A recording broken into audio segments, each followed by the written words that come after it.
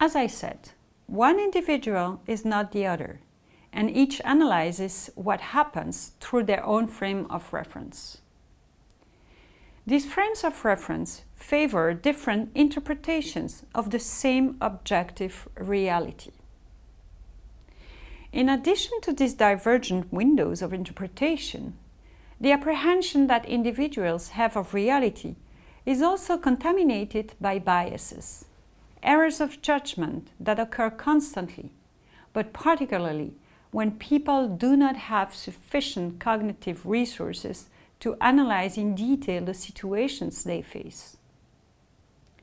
The first mistake we make is to believe that we are capable of analyzing the situations around us in a totally objective way. This is what researchers call naive realism.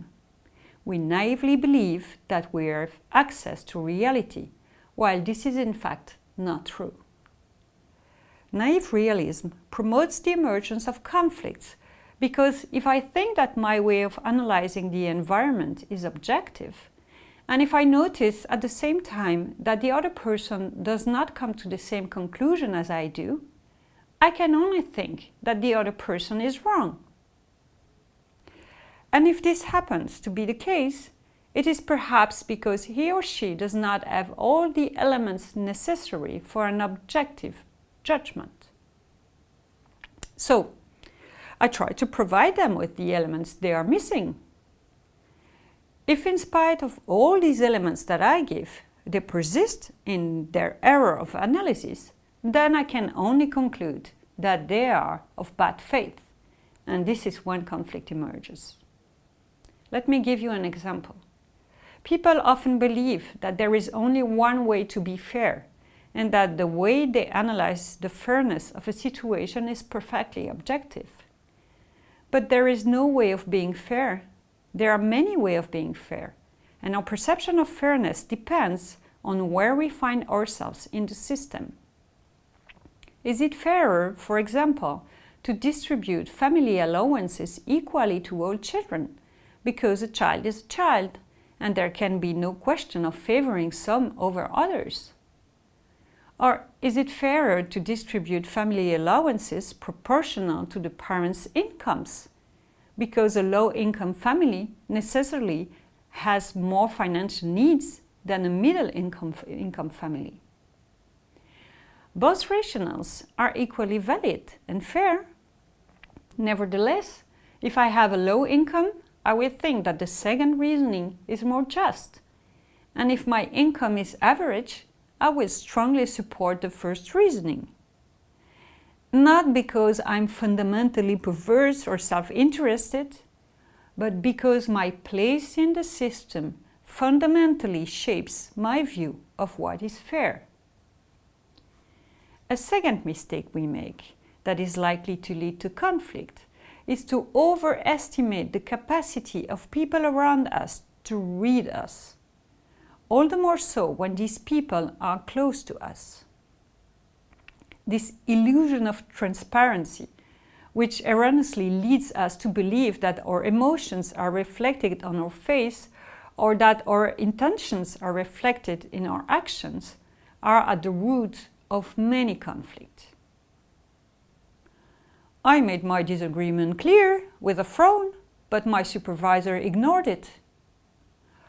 I have shown my dismay or sadness to my spouse, but he or she has not supported me or comforted me. I didn't tell him the truth, but it was to prevent him from suffering out of friendship that I did so.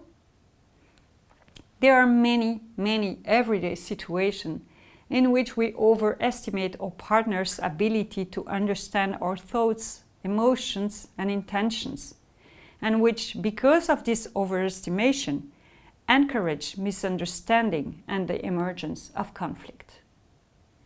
Finally, we also make mistakes in the way we analyze the actions of others. One error in particular is quite recurrent, that of exaggerating dispositional causes of interpretations of other people's behavior. This is called the fundamental attribution error.